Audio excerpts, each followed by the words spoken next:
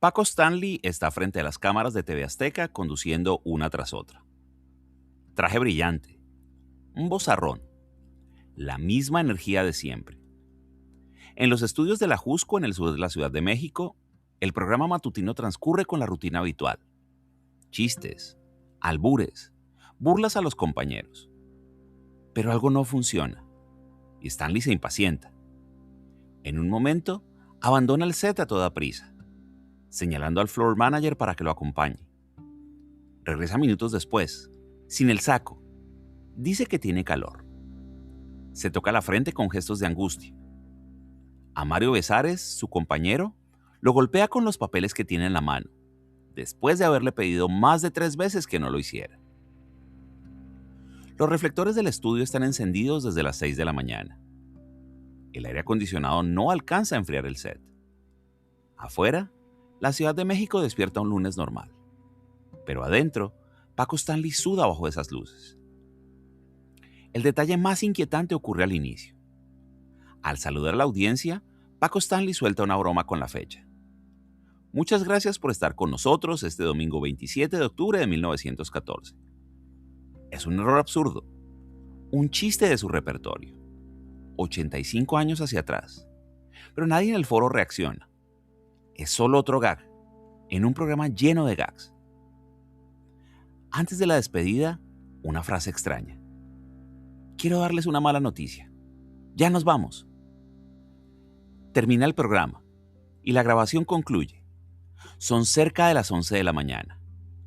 Paco Stanley se quita el micrófono de solapa, sale del foro, sube a su camioneta Grand Cherokee color vino con placas 225 TGD. Él y su equipo se dirigen a desayunar al restaurante El Charco de las Ranas, en Periférico Sur, a la altura de la estación del metro Tasqueña. El lugar es conocido, tranquilo. Piden chilaquiles, café, jugo. A la 1:30 de la tarde salen del restaurante. Paco Stanley camina hacia su camioneta estacionada en la calle. Jorge Gil, su asistente de producción, lo acompaña. Suben al vehículo y lo arrancan. Segundos después, un auto sedán blanco se empareja. 4 impactos de bala en el cráneo. Paco Stanley muere en el asiento del conductor. Jorge Gil recibe un disparo en una pierna. Una bala perdida atraviesa el parabrisas de otro vehículo y mata a José Martínez Cruz, un mesero de 35 años que pasaba por ahí. El programa que termina y la muerte que espera afuera. Entre la despedida en el foro y los disparos en Periférico Sur, transcurren 2 horas y media. Y en ese tiempo, México perdió a su showman más popular, sin saber todavía que lo había perdido. Francisco Jorge Stanley Albateiro nació el 3 de julio de 1942 en la colonia Roma de la Ciudad de México. Fue hijo de Francisco Stanley Muñoz y Josefina Albateiro Vivanco. La Roma de los años 40 era un barrio de clase media acomodada. Casas con jardín, familias de profesionistas, tranvías que cruzaban la avenida Insurgentes. Los Stanley pertenecían a ese México urbano, letrado, con aspiraciones. Francisco Jorge estudió Derecho en la Universidad Nacional Autónoma de México. También cursó estudios en psicología, mercadotecnia, publicidad. Fue maestro de literatura en secundaria, en la Escuela Comercial de la Cámara de Comercio. Frente a un pizarrón, encontrando a su primera audiencia entre los jóvenes. Abogado, docente, locutor, actor, político, nunca quiso ser solo una cosa. Pero en algún momento entre las aulas y los expedientes legales, Francisco Jorge Stanley tomó una decisión. Quería estar frente al micrófono. Quería la voz, quería la luz, quería la risa del público. No el escritorio, no el bufete, no la cátedra magistral.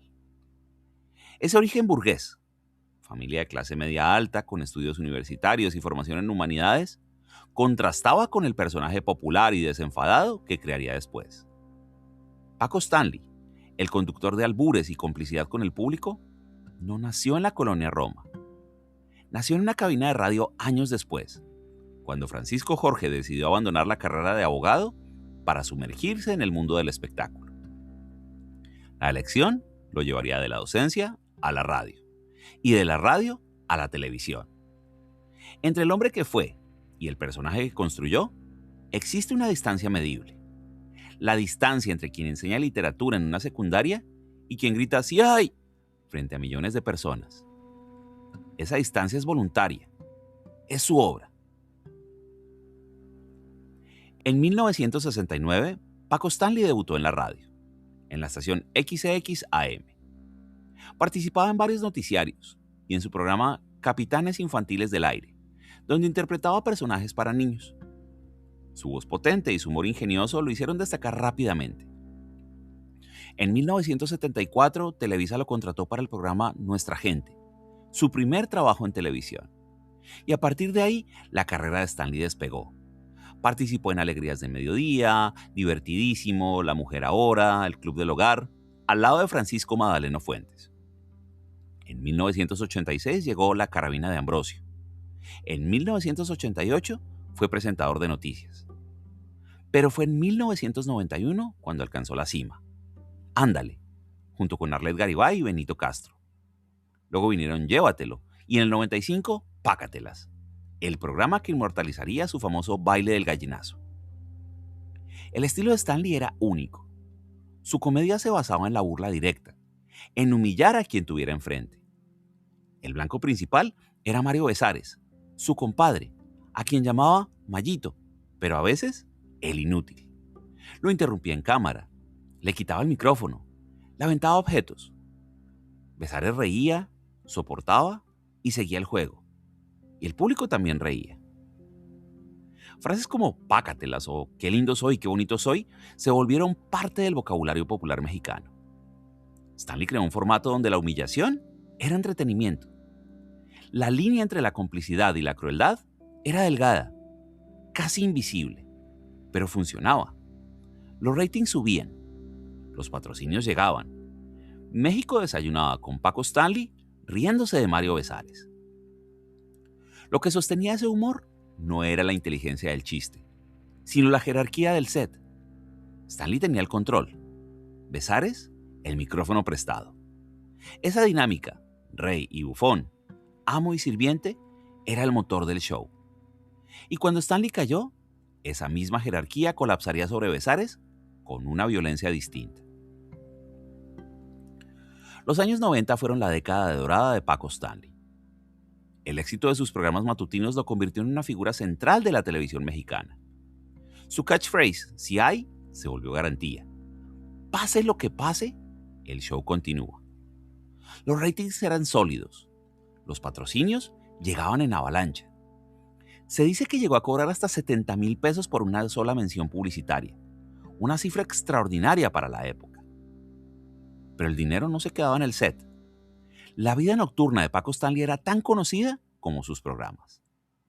Su amistad con Benito Castro, que comenzó en el 78, era una alianza dentro y fuera de las cámaras.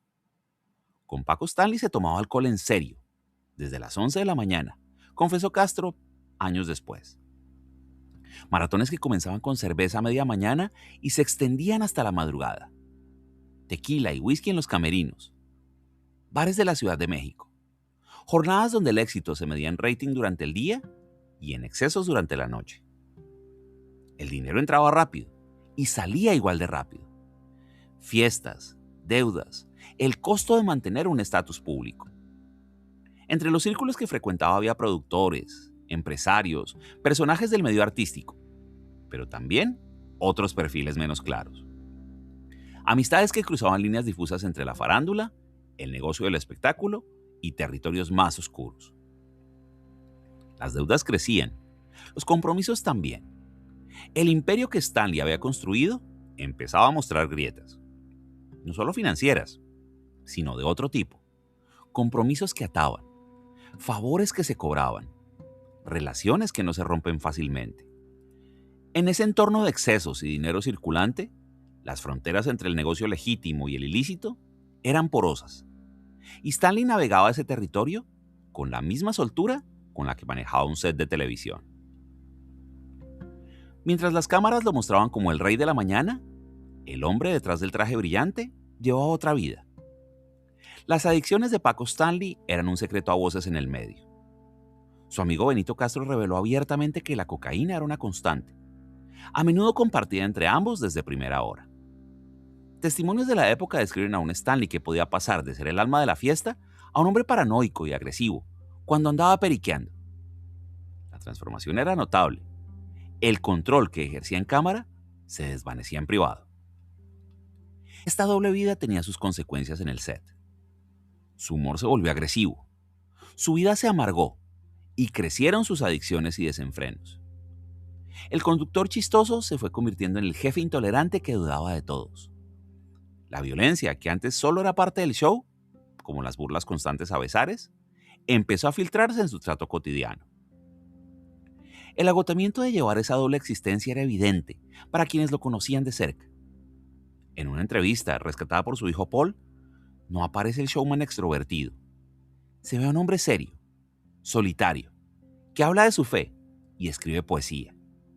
Esa versión privada de Francisco Jorge Stanley, no de Paco, revelaba algo distinto.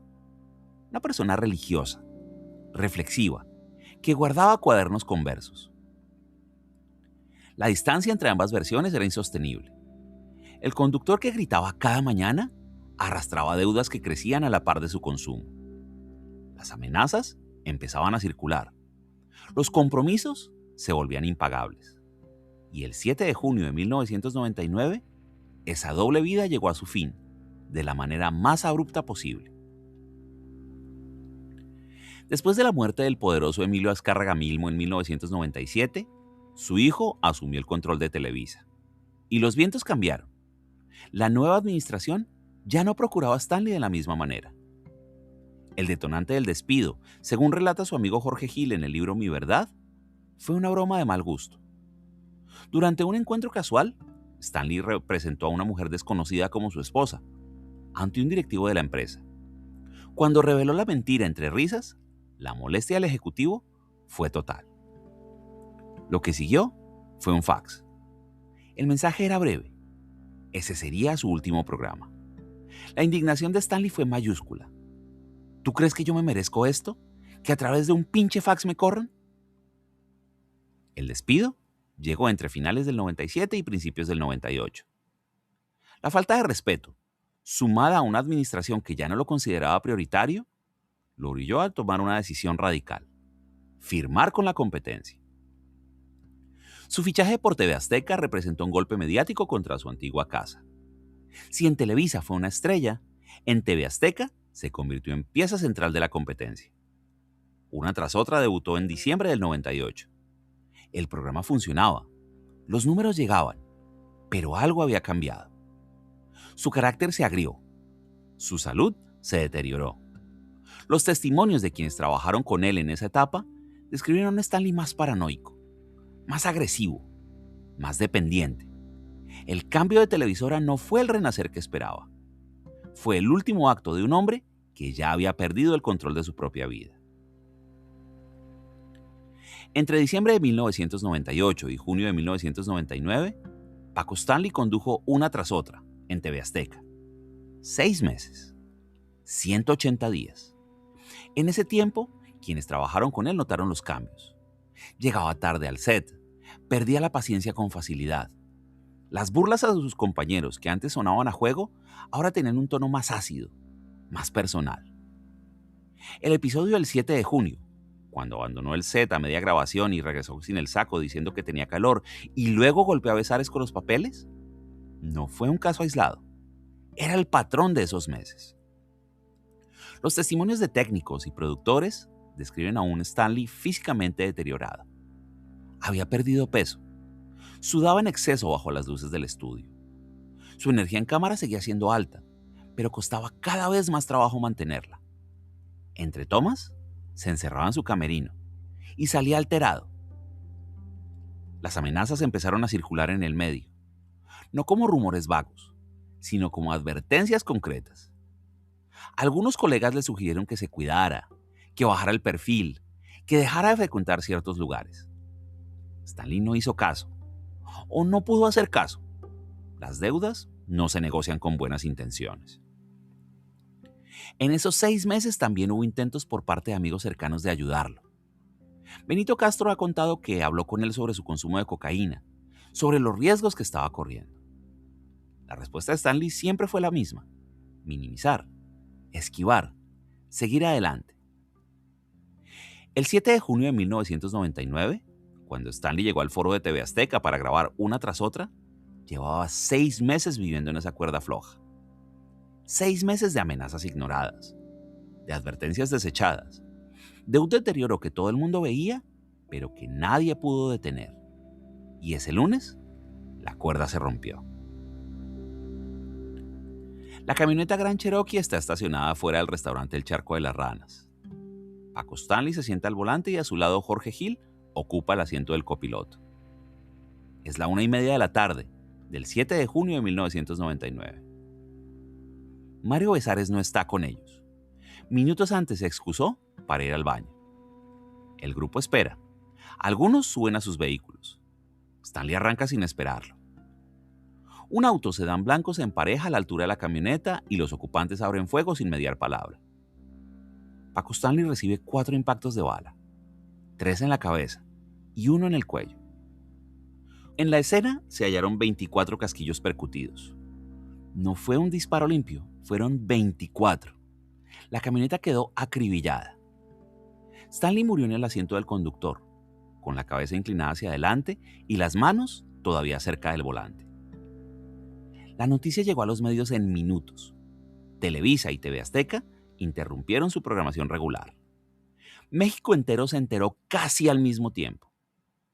El hombre que había hecho reír a millones durante las mañanas había sido asesinado a plena luz del día, en una de las avenidas más transitadas de la Ciudad de México. La muerte fue instantánea, pero las preguntas apenas comenzaban. ¿Quién había ordenado el ataque? ¿Por qué 24 disparos para matar a un conductor de televisión? ¿Qué había hecho Paco Stanley para merecer ese nivel de violencia? Algunas respuestas tardarían años en llegar. Algunas otras nunca llegarían. La investigación comenzó de inmediato, pero avanzó a ciegas. La primera hipótesis fue un intento de secuestro fallido, pero se descartó rápido.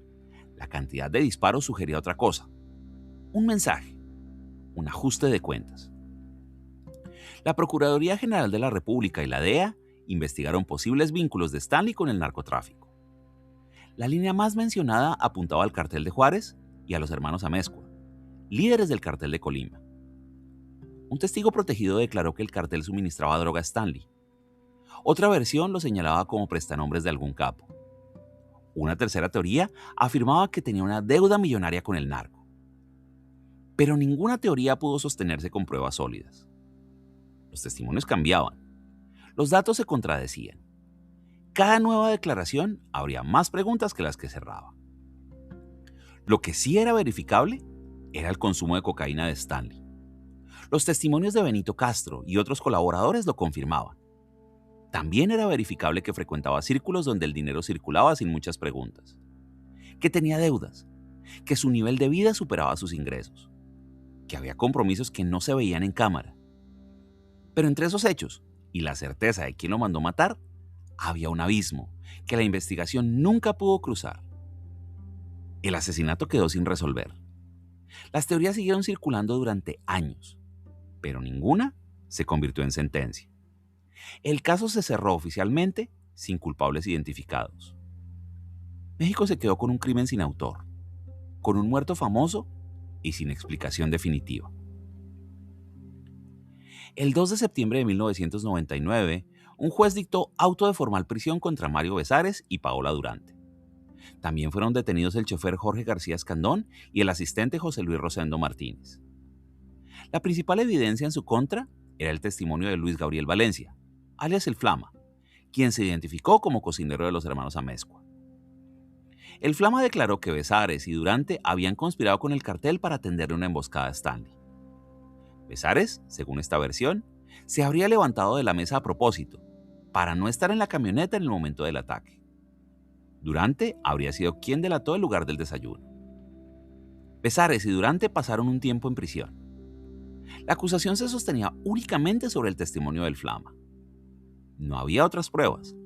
No había testigos corroborantes. No había evidencia forense que los vinculara al crimen.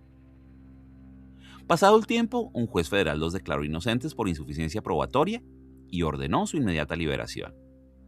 El Flama, tiempo después, admitió haber sido amenazado para testificar en su contra. Su declaración, la única base de la acusación, se desmoronó. Pero la absolución legal no borró la condena social. Para gran parte del público mexicano, Mario Besares siguió siendo sospechoso. El hecho de que se hubiera levantado de la mesa minutos antes del ataque alimentó una narrativa que ninguna sentencia pudo desactivar. La figura de Besares quedó marcada no por lo que hizo, sino por lo que no hizo: no estar en la camioneta cuando dispararon. Paula Durante enfrentó algo similar. Salió de prisión, pero no recuperó su carrera. La sospecha se adhirió a su nombre como una mancha permanente. El caso judicial terminó sin condenas, pero el juicio social nunca cerró. Los periódicos, los programas de espectáculos y las conversaciones cotidianas construyeron su propia versión del crimen. Una versión sin pruebas, pero con culpables claros. Y esos culpables seguirían cargando con la sospecha durante décadas, sin importar lo que dijera la ley. El asesinato de Paco Stanley dejó un vacío que ninguna investigación pudo llenar. Su figura quedó atrapada en una contradicción. Para muchos fue el rey de las mañanas, el conductor que llenó las pantallas de humor y albures. Sus programas marcaron la rutina de millones de familias. Pero para otros, su nombre es inseparable de la nota roja, de los excesos, de las amistades turbias, de un crimen que se convirtió en símbolo de la impunidad. Su muerte inauguró una nueva forma de espectáculo mediático en México: la fusión entre farándula y violencia, entre chisme y tragedia. La cobertura paralizó a TV Azteca y a Televisa, y convirtió a Mario Besares en villano público, y finalmente expuso las fallas del sistema de justicia. 25 años después, el caso sigue sin resolverse. Las teorías abundan, pero las certezas no. Nadie ha sido realmente condenado. Los expedientes acumulan polvo en algún archivo judicial. El legado de Stanley no es una obra, no es una escuela de humor, es una grieta en la memoria colectiva. Es una herida que no terminó de cerrar. Ahí caben tanto el cariño de quienes lo recuerdan como parte de su vida cotidiana, como el desprecio de quienes ven en él el rostro de una farándula corrupta. Su huella es esa pregunta que nadie puede contestar del todo. ¿Se le recuerda por lo que hizo en vida o por la manera en la que murió? 25 años después del asesinato, el apellido Stanley sigue vivo en la televisión mexicana. Paul Stanley, hijo de Paco, nació en 1985. Su padre no lo reconoció legalmente en vida, y Paul creció sin él. Pero cuando Paco murió, algo cambió. En entrevistas recientes, Paul habla de su padre con distancia, pero con afecto. No intenta justificarlo. No borra las sombras. Solo dice que a pesar de todo, era su papá, que le hubiera gustado conocerlo mejor, que a veces, en sus sets, imagina lo que Paco le diría. Afuera del foro, la Ciudad de México sigue su curso. Los puestos de periódicos venden revistas de chismes. En algunos lugares, alguien repite casi sin pensar un "sí ay" nostálgico. La voz de Paco Stanley ya no suena en las mañanas, pero tampoco se ha apagado del todo. Paul Stanley guarda sus papeles, saluda al equipo y camina hacia el estacionamiento. No hay camionetas acribilladas. No hay disparos. Solo hay un hombre que lleva un apellido complicado, pero que sigue trabajando. Un hijo en el mismo lugar donde el padre reinó. Esta imagen no cierra nada, pero dice algo sobre cómo funciona la memoria. El tiempo pasa y la gente olvida, pero algunos nombres quedan grabados y alguien más tiene que cargar con ellos. Gracias.